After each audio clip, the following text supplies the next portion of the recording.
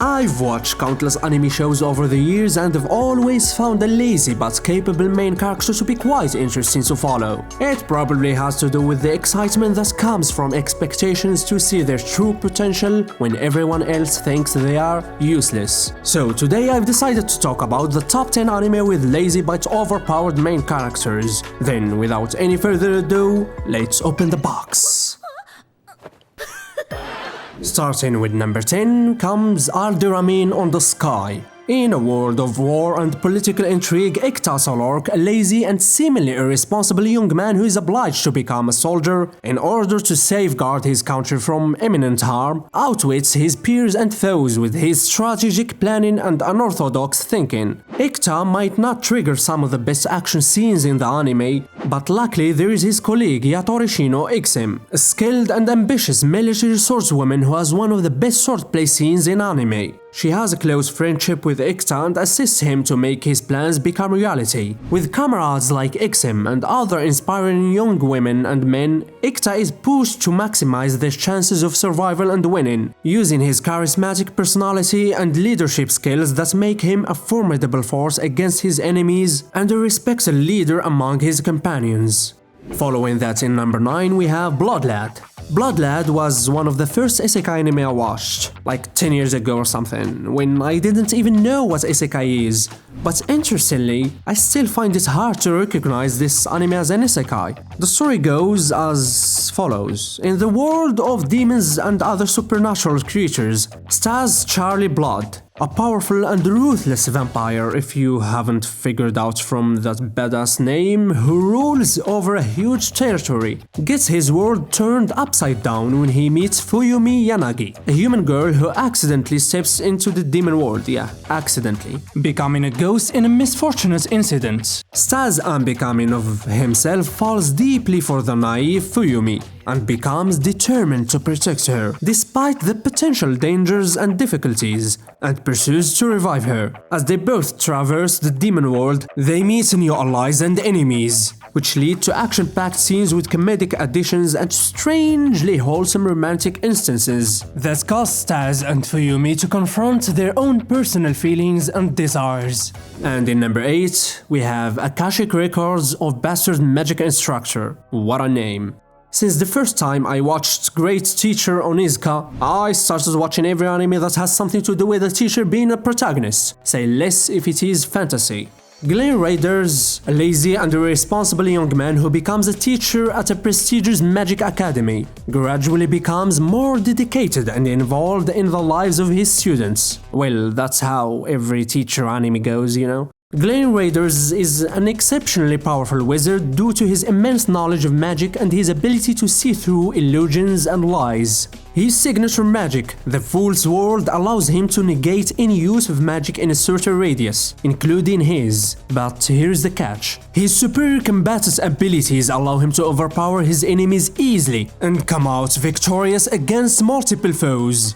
This combination of skills and abilities makes Glen Raiders an incredibly powerful individual, despite him being a troll for 90% of the show. What follows in number 7 is Legend of the Legendary Heroes.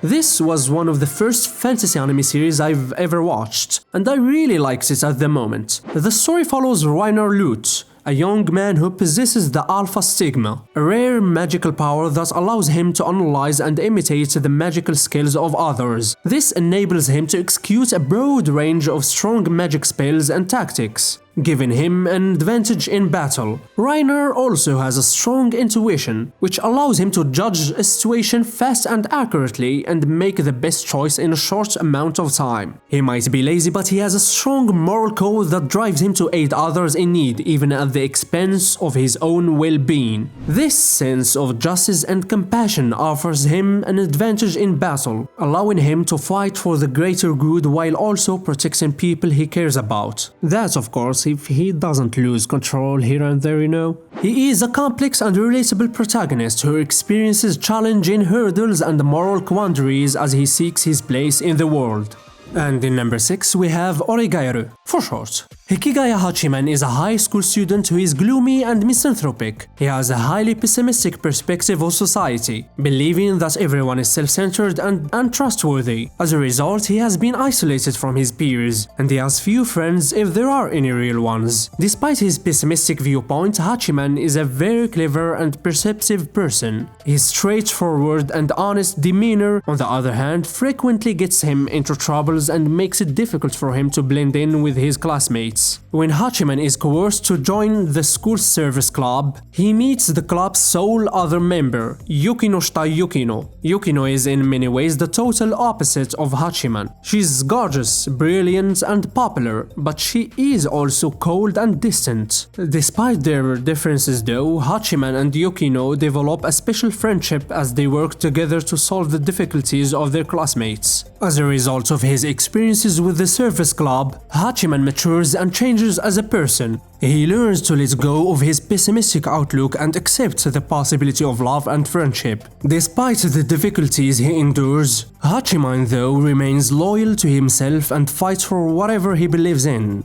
And in number 5 we have Hyoka, Oriki Hotaro, a quiet and reserved high schooler who initially resists joining the classic literature club, but he finds himself drawn into the world of mystery solving and dragged into the club because of the ever-curious Ero Chitanda. Throughout the series, Oriki and his companions confront a range of challenges and barriers as they work together to solve mysteries. He must tackle his own flaws and challenges, such as his inclination to avoid stressful issues and his lack of confidence in his own capabilities. Despite these obstacles, Oriki is a tenacious and brilliant young man who cares to defend those he loves. His fellow club members help and encourage him as he learns and develops over the series.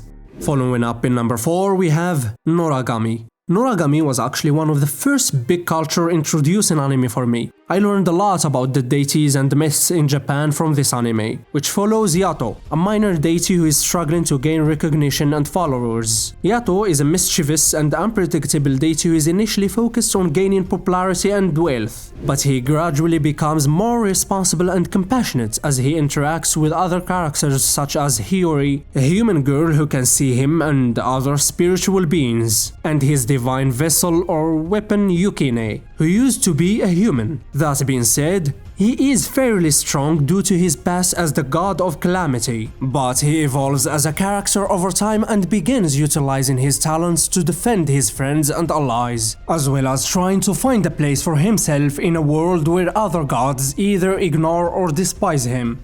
And in number 3 we have, of course, No Game, No Life. The anime follows Sora and Shiro, a pair of siblings who are known as the unbeatable gamers, blank. When they are bored out of their lives, a god from another world drops them into a world where games rule out everything. Be it a fight over a piece of bread or political conflicts deciding the next king of the country. Truthfully so, Sora and Shiro with their incredible intelligence and skills at games easily become the new king of the declining human race kingdom that is cornered by the kingdoms of other races. Now, they might be sluggish and appear to be slacking most of the time, but with their trust in each other, they shall lead humanity to the top and win the chess game that this world is designed as. They meet extremely cunning individuals throughout their journey, but as long as they are together, nothing could stop them. Yeah, just don't separate them, or things will fall apart real quick.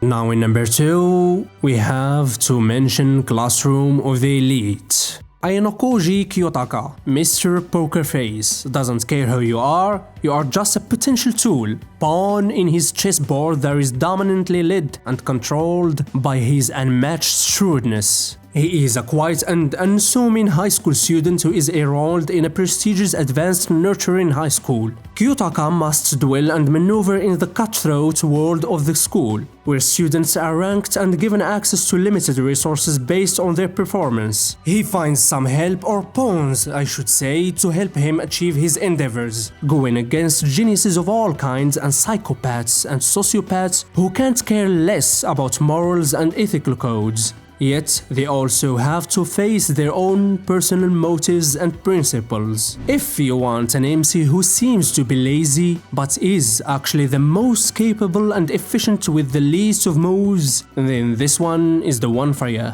And in number 1 we have One Out. In a world of baseball and competition, the story revolves around the main protagonist, Tokchi Towa, a skilled and ruthless baseball pitcher who is known for his unorthodox playing style. Towa is a cold and calculating young man who is hell-bent on winning at whatever cost. He is originally employed by a poor baseball club, but his brutal tactics and unorthodox plans provoke internal conflict. Despite his unpopularity and controversial reputation, Towa is a skilled and powerful pitcher who is able to lead his team to victory. There is a lot of times when Towa trolls his enemies or uses the universe card against their attempts of dooming him. This dude literally makes one of his opponents kneel for him so that the opponent can be forgiven for trying to frame Towa. His cruelty makes him one of the most iconic cold-blooded anime characters of all time.